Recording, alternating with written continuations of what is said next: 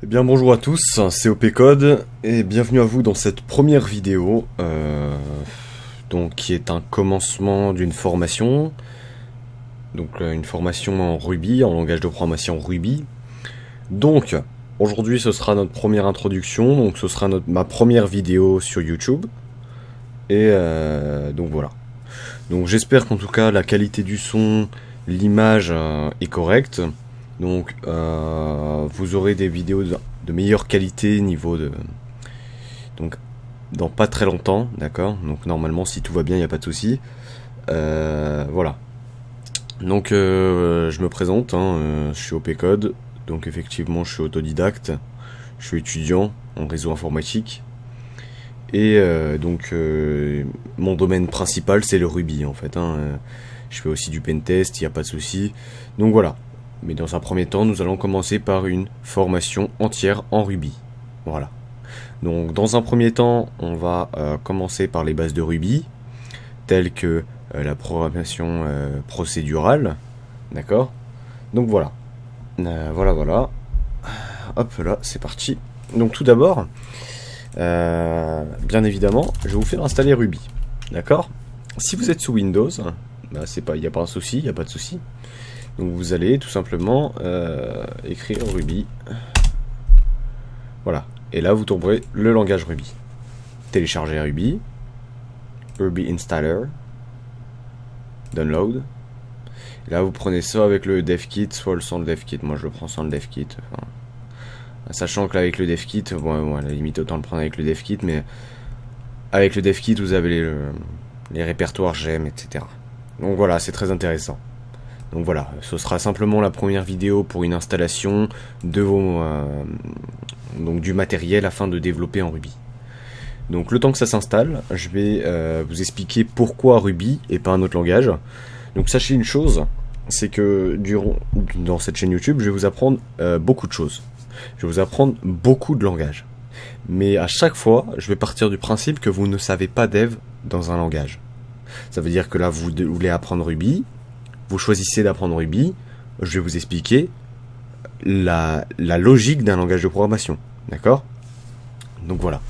Et bien évidemment, je vous apprendrai peut-être Python à la limite, C++, PHP, enfin tout ça, pour au final, par la suite, pouvoir apprendre le pentest. D'accord? Le pentest, c'est quoi? C'est des tests de pénétration. Donc ça veut dire que... on parle pas d'une sodomie, bien évidemment, on parle de, effectivement, en informatique, d'accord. Donc effectivement, ce qui va se passer, c'est que dans le pentest, il y a beaucoup de domaines, en fait. C'est beaucoup de domaines, et moi-même, je ne suis pas professionnel dans ce domaine-là, puisque je suis plutôt développeur, en réalité. Donc voilà. Voilà. Donc là, on installe un Ruby Installer. Ensuite, vous l'exécutez en tant que comme un logiciel normal, j'ai envie de vous dire. Et voilà. Donc moi, j'ai pas besoin de le faire, je l'ai déjà installé. Ensuite, vous aurez le choix entre 3 éditeurs de texte. Donc, on appelle ça des éditeurs de code en fait. Donc, pour ce faire, vous avez plusieurs choix en fait. Il y a Sublime Text. D'accord. Sublime Text est un très joli. Il est très beau comme éditeur de code. Après voilà, moi ce n'est pas du tout celui-là que j'utilise. Donc, mais pour les débutants c'est très bien. Il y a Atom, très bien, il y a Atom, qui est un très beau aussi. Donc voilà. Encore une fois, ce n'est pas celui-là que j'utilise. Moi c'est plutôt Visual Studio Code. Donc voilà, j'utilise Visual Studio Code, qui est juste ici, qui est magnifique je trouve, qui est très pratique, vous pouvez installer des modules, il n'y a pas de souci. Donc là on n'utilisera pas RubyMine, parce qu'on va pas faire du Ruby on Rails, on va vraiment faire tout ce qui est scripting en fait, donc app scripting, ça va être tout ce qui est en console en fait. Donc au début les gens vous trouverez pas forcément ça très intéressant, par la suite on fera une formation Ruby on Rails. Donc voilà, donc ce sera assez intéressant je pense pour vous. Donc, tout d'abord, qu'est-ce que c'est qu'un langage de programmation? Dans un langage de programmation, en fait, c'est des codes. Donc, c'est du code qui va être exécuté. Donc là, notamment, c'est un langage interprété par votre interpréteur. D'accord? Qui, lui, va le transformer en assembleur. Voilà. Donc en langage machine. Donc voilà. Donc on va lancer notre éditeur de texte, notre éditeur de code. C'est parti. Et voilà. Donc voilà. Hop, on va le mettre en grand. New file. On va faire ou CTRL N. Et on va mettre ça dans les documents. Voilà. Et on va écrire, on va mettre tout simplement un nom de fichier, .rb. RB c'est quoi? C'est l'extension de Ruby. D'accord? C'est grâce à cette extension que votre fichier Ruby va pouvoir s'interpréter correctement via l'interpréteur. Donc voilà. Voilà. Donc, très bien. Alors, aujourd'hui on va travailler directement avec l'éditeur, mais généralement quand on débute c'est jamais une bonne idée. D'accord? On va travailler avec notre éditeur, d'accord? Simplement faire un Hello World, d'accord? En Ruby. D'accord? Vous montrer comment exécuter du code Ruby sur votre console. Donc pour ce faire, je lance un CMD. Voilà, il n'y a pas de souci. Très bien, donc là moi je n'ai... Si j'ai bien le répertoire de gemmes. Donc voilà. Comment ça marche une console si vous ne savez pas? Donc là, si vous faites... Là vous voyez bien en fait le pass, donc le chemin où on est actuellement. On est dans mon utilisateur OPCode, d'accord? Pour lister les dossiers, les fichiers à l'intérieur de OPCode, de ce pass là, on fait dir. D'accord? Donc voilà, ls si vous êtes sur Linux, mais bon, si vous êtes sur Linux, je pense que vous le savez. Donc là, on voit bien que nous, notre fichier RB, il est stocké dans document, on l'a stocké dans document. Donc pour se diriger vers un dossier, on va faire cd, espace, le nom du dossier. Donc en l'occurrence, document, d'accord? Si vous souhaitez aller plus vite, donc si vous commencez à écrire docu, et que vous faites tab, document va s'écrire en entier. Et on fait entrer. Et comme vous allez voir, on est bien dans document. Donc si on fait dire, on peut voir, on a notre Hello World. D'accord? Donc voilà.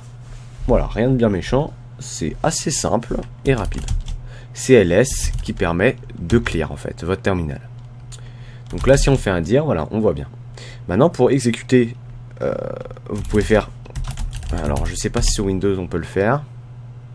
Si on peut le faire. Donc soit vous mettez soit sur Windows directement comme ça s'exécute, soit vous faites ruby hello world.rb. C'est votre choix. D'accord? Sachant que sous Linux ce sera ruby hello world.rb. Voilà. Donc voilà, le problème c'est qu'il fait rien. Donc là on n'a rien fait à notre programme. Donc le principe maintenant, si vous tapez IRB, vous tomberez sur la console de Ruby. Donc l'interpréteur. Ça veut dire que vous pouvez interpréter du code Ruby comme vous le souhaitez. Vous pouvez faire des opérations. 1 plus 1 est égal à 2. 1 fois 1 est égal à 1. Voilà. Donc ça, on verra les opérateurs plus tard. Donc là, le but de cette vidéo d'introduction, ça va être de simplement afficher Hello World. Pour ce faire, en Ruby, il existe deux façons. Trois façons en réalité d'afficher. Alors, on a le puts. Donc ça s'appelle une fonction en fait. Hein. On a le print. Et je vais juste enlever. Hop là. Et on a le puts. D'accord? Avec un C. Ces trois façons d'afficher. Elles ont, bien évidemment, elles sont différentes ces fonctions. D'accord? On verra les fonctions plus tard. Mais pour afficher, on va utiliser celle-ci. Ces fonctions qui demandent un seul paramètre. Vous n'avez pas à vous soucier encore de la signification d'une fonction. C'est normal si vous ne comprenez pas tout. Donc voilà. Dans un premier temps, on va tester puts. Donc là, je vous propose quoi? On le met en commentaire. Qu'est-ce que c'est qu'un commentaire? C'est du code qui ne sera pas interprété par votre interpréteur. Tout simplement, c'est juste pour vous aider, si vous revenez des mois après, à comprendre votre code. Donc voilà.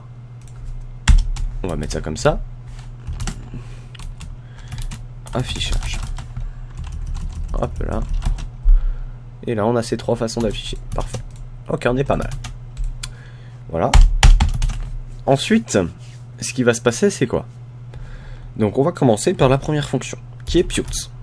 Alors, si on fait Pute, si on fait tout simplement Pute Hello World, ça ne fonctionnera pas.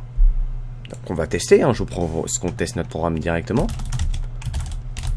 Hop, on fait un hello world.rb. Qu'est-ce qu'il nous dit? Undefined local variable or method. Normal, parce qu'il n'existe pas de variable ou de méthode. Encore une fois, vous ne savez pas ce que c'est une variable ou une méthode, à moins que vous êtes déjà développeur. Donc, pour vous, ça paraît logique, mais pour les débutants, ça ne le paraît pas. Pour afficher une chaîne de caractères, donc une phrase ou un mot, il faut mettre des guillemets doubles ou des guillemets simples. Sachez qu'il y a une différence entre les guillemets doubles et les guillemets simples. Je vous expliquerai ça plus tard. Donc, nous, on veut faire un Hello World. Très bien. On écrit cela comme ça. Et on va tester ce que ça donne. On relance notre programme. Hello World. Alors, vous voyez une petite différence, en fait. Donc, vous allez voir, là, je vais vous laisser ça comme ça, mais il y aura une différence. D'accord? Pour l'instant, on va commenter. Donc, Pute, ça affiche Hello World. Très bien. Ok. Maintenant, on va afficher avec un print. Hello World. Vous verrez qu'il y a une petite différence. Quelle est la différence entre les deux? Vous allez me dire, ça affiche tous les deux Hello World. Voilà, on est d'accord.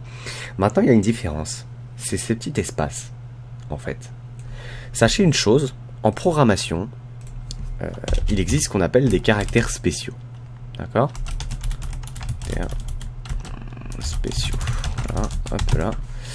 Donc, tels que anti/n, anti/t, anti/r et plein d'autres. D'accord? Ces caractères spéciaux, ils servent à quelque chose. Donc ça veut dire qu'en fait, le Pute, en fait, c'est un print avec un anti/n. Anti/n, il sert à quoi?